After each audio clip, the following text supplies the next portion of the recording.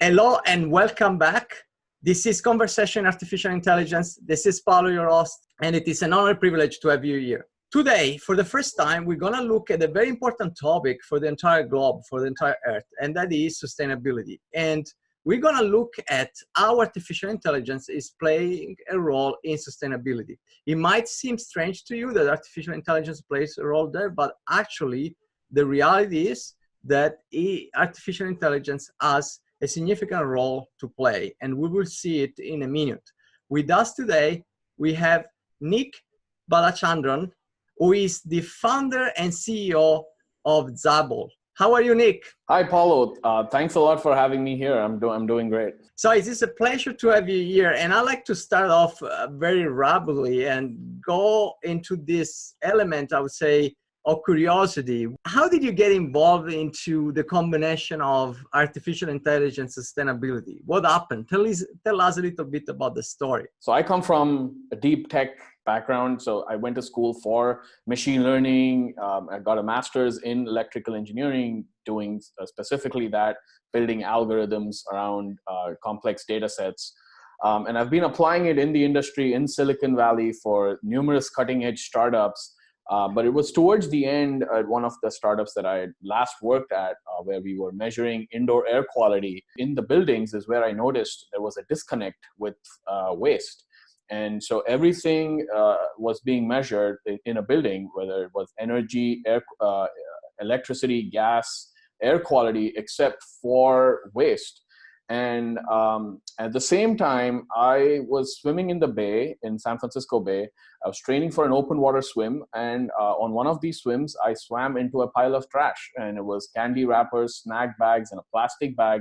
And that really bothered me. And I think it was the perfect storm that happened where I realized that I should be using my skills as someone in machine learning and solve real world problems related to sustainability and quantify waste better, so people are more informed about how much waste they're generating and what type. And so businesses and municipalities can also make informed decisions to reduce it. So that's something interesting. I want just to make a comment here for our audience. So you see how here in Silicon Valley, somebody who has a technical background, he comes across a problem or a personal experience, and then he comes out with this idea and trying to solve the problem. And this is really the process how a lot of startups are generated around the year, around Silicon Valley and its ecosystem.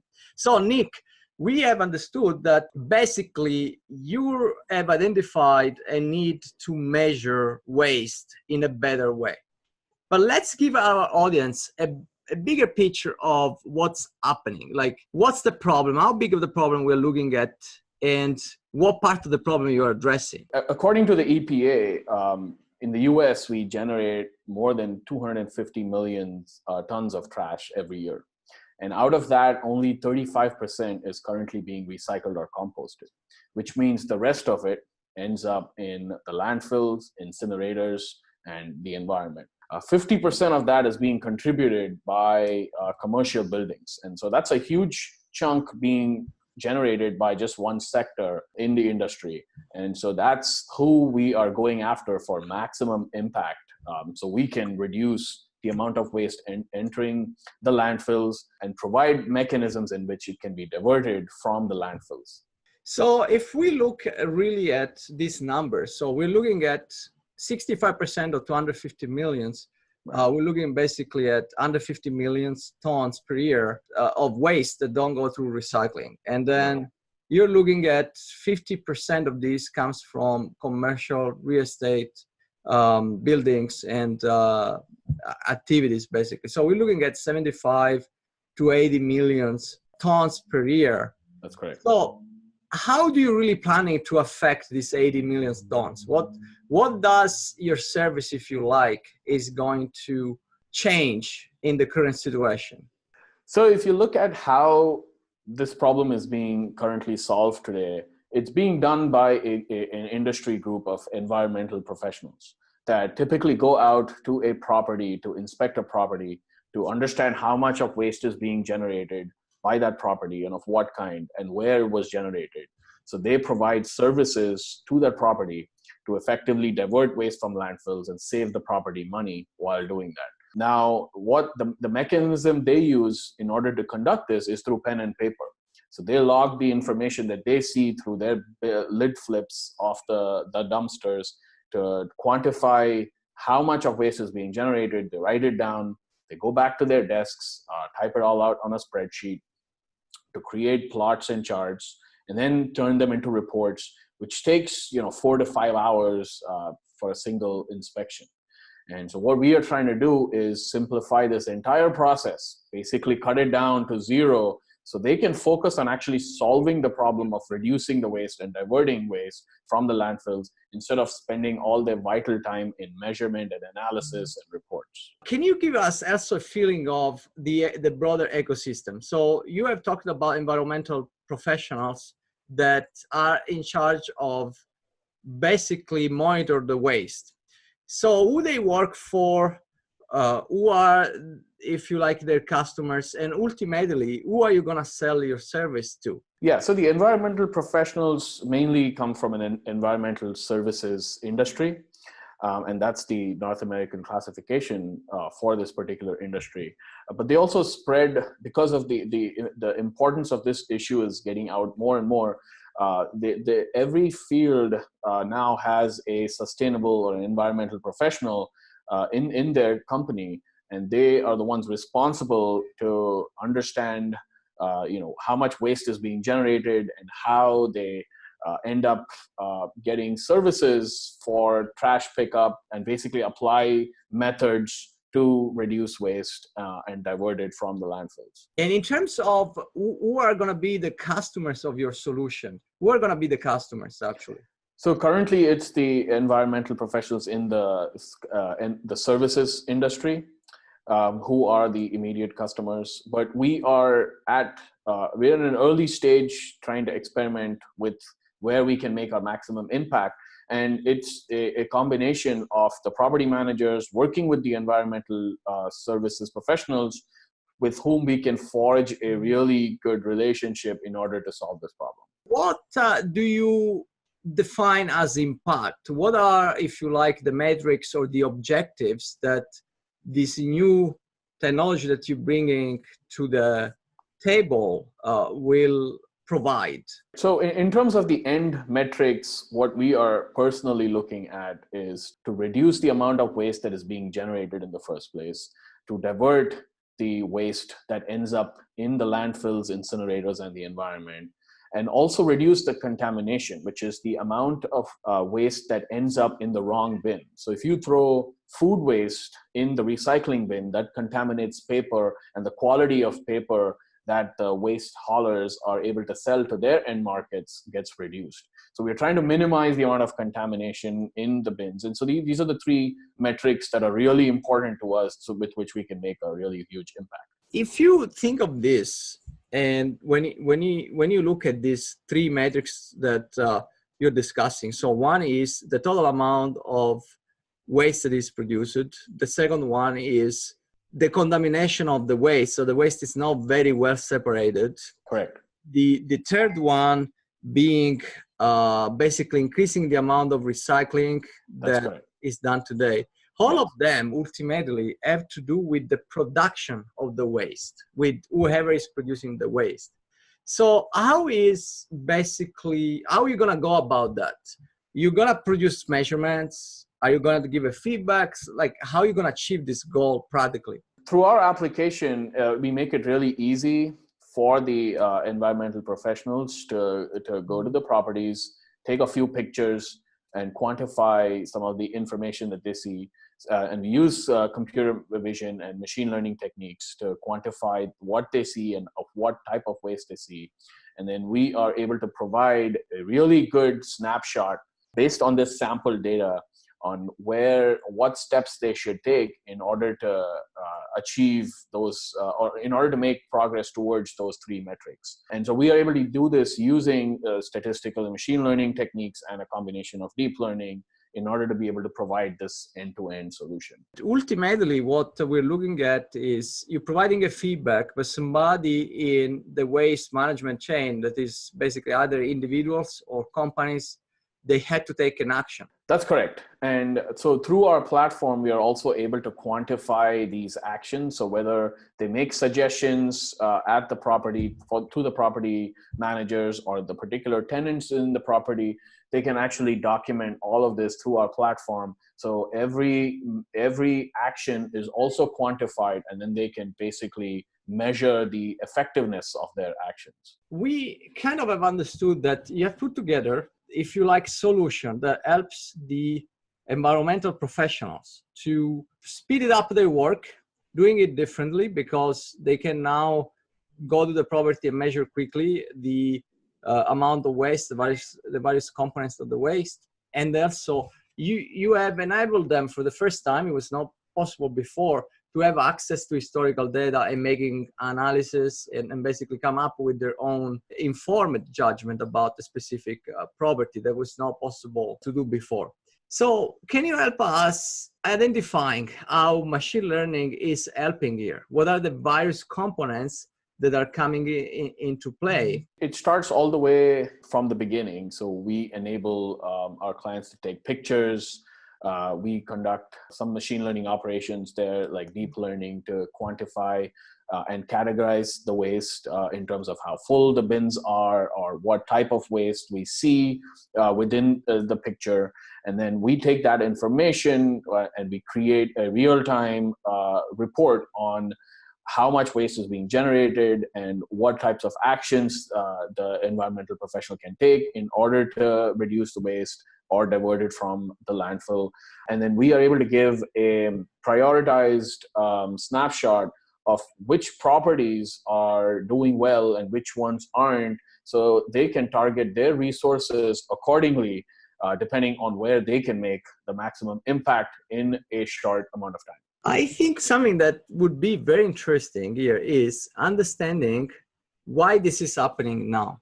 So why a company like yours, being founded in 2018 or 2017, and why was not operating 10 years ago?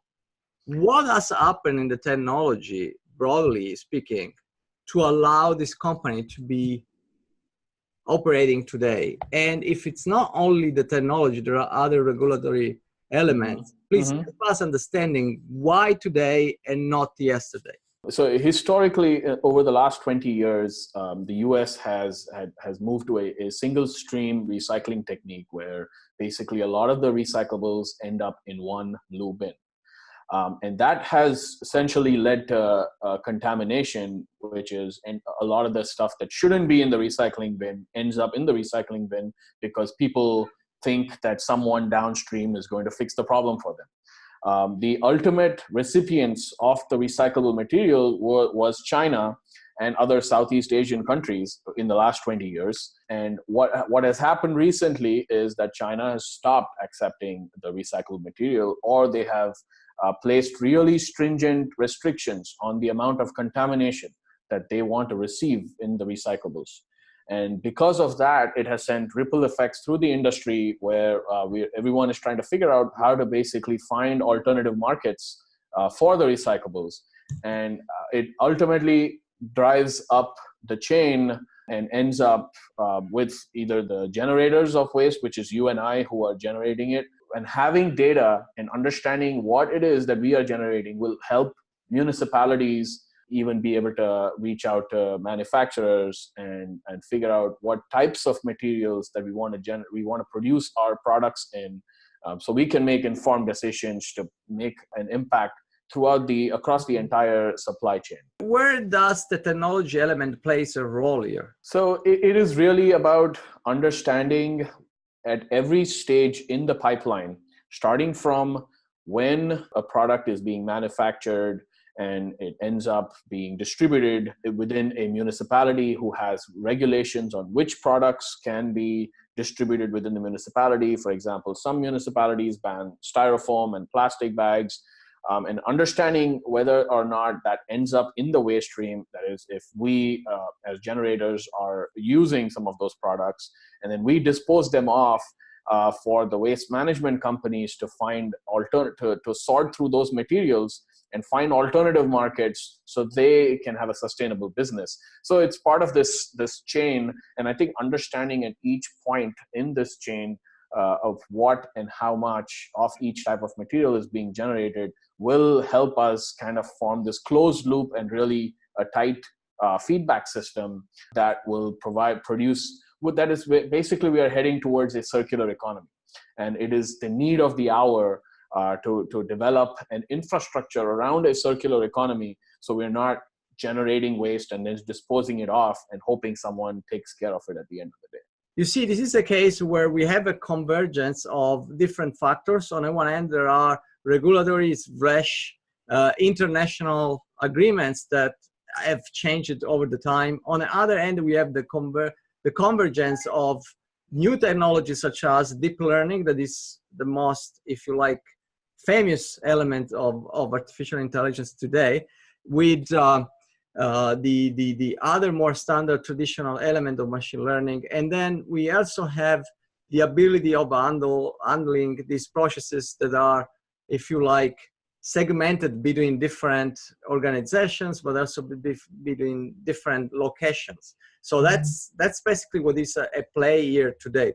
So now the thing is, if this was not possible 5 years ago, and it's possible today, what do you think it's going to be possible 5 years from now in this particular area? And where do you basically see this product going in the next 5 years? Where we are trying to position ourselves is be the focal point of the circular economy and be a focal platform that enables the circular economy. So we want to see a world in which there is no waste being generated in the first place, and that any product we use comes back into the ecosystem as an upcycled or more valuable product, and where we are not generating any end waste. And I think in order to do that, we are establishing ourselves as a platform that is able to aggregate this data and provide an immediate service for our customers. And I think within 5 years, we will see that as the environmental factors are increasing in how much waste is ending up in the environment and our landfills, I think we will start to see more regulations and go down towards this path of creating that circular economy. In terms of if you like, the technology, what will the technology do 5 years from now to respond to that mutated environment? Or if you like, what will the technology do 5 years from now to make it more real, this dream of having a circular economy, if you like? Yeah, so I think the waste is the final frontier of utility measurement. So water, gas, energy is all being measured. There have been many ways of measuring waste in the past few decades. And I think within 5 to 10 years, we will see that waste will also be measured with the granularity that water and gas are being measured. So every consumer of waste or the generator of waste will know how much of waste they're generating. The municipalities will be more informed as to how much waste and what and where is being generated, so they can take better steps at coming up with better regulations. So there's been a lot of fear in the media about artificial intelligence for a variety of other reasons. So some usual reasons are things like disruption of jobs, invasion of personal freedom, and biases that could lead some people to benefit and some people to be penalized by automated decision making. So this is a field where we're seeing a potential benefit for the common good. If we look at the potential social impact of artificial intelligence in this field, what are your thoughts and what do you think we're gonna see as a benefit for the broader society in applying this technology? We are enabling people get more efficient in their processes of quantifying and categorizing waste. And so right now it is a really effective tool to speed up their operations so they can reach out to more people and more properties and be able to increase their business revenues. The greater good is in understanding, like I said, how much waste is being generated, because just today I learned I read in the news that one of the dives in Mariana Trench, which is the deepest point on planet Earth, and that diver found plastic in the deepest point on planet Earth today. So you can imagine that it is so invasive, but knowing that there was plastic in the deepest point on Earth immediately triggers a reaction, and we know that, oh, it's plastic, and then we start associating with different things. And I think that is the key, is to be able to understand what is it, what is waste, like what is the type of waste, what are we calling these different categories, and how much are we generating of these particular categories is what is really going to drive the next stage of how we look at solid waste. So we have seen a situation like this for applications of artificial intelligence. Another concern that is out there in the public is the loss of jobs. But in situations like this, correct me if I'm wrong, but we're seeing a slightly different trend. So basically, there is a certain amount of professionals out there, and they cannot really get all the work done. There is too much to measure. There are too many things to do. So artificial intelligence in this sector, rather than disrupting jobs, is rather allowing people, the current employees, to get much more done for the greater common good. What are your thoughts around that? It's just like every other industry that is undergoing disruption through AI today. The waste industry also has its elements of automation and robotics. We are able to provide a different mechanism in which we can create more jobs. And so we can empower more people to use technology to be able to measure and understand waste and provide engagements with the properties. Because a lot of what is happening today is there's a lot of wasted time in analyzing the data, right? So if that time goes away, you can actually spend time in solving the problem, which is creating more engagements with the properties, creating more awareness and education and outreach. And I think that's where we can expect to see more opportunities, more jobs, because ultimately there needs to be some form of communication from the municipalities, the environmental professionals, and the end consumers. And I think we'll be able to see a transition, and technology will be a tool that will assist in this transition. The depth of transformation that this technology is bringing into a variety of industry, it's not necessarily negative. It's just a transformation that is transforming the way that things are getting done. It frees more time, and it also creates different type of roles that were not possible before because of it. So overall, if you had to define yourself, Nick, would you see yourself like AI positive? You believe that the AI will have an overall positive impact on our future as a collective, humankind? Sure. I mean, my philosophy is that we are not past the point of singularity today. So the AI is not smarter than us, which means that the AI we create is only going to be as smart as the humans designing it in the first place. And so I think having an understanding of the pros and cons, it kind of be the key in being able to, design the right algorithms for the right outcomes. So that's very interesting. So on this positive note, our interviews come to an end. For our audience, this was very interesting, if you like, a enlightening interview where we've seen applications of artificial intelligence in a sector that we wouldn't have thought of. So basically, measuring waste and helping create a recyclable economy. If you have questions about this particular episode, please comment down into the space for the comments. If you want more of this content or your suggestion for additional content, please reach out to me. For the time being, Nick, thank you so much for being here. It was a great pleasure. Likewise, Paolo, it was a pleasure to have me on the interview. I really appreciate it.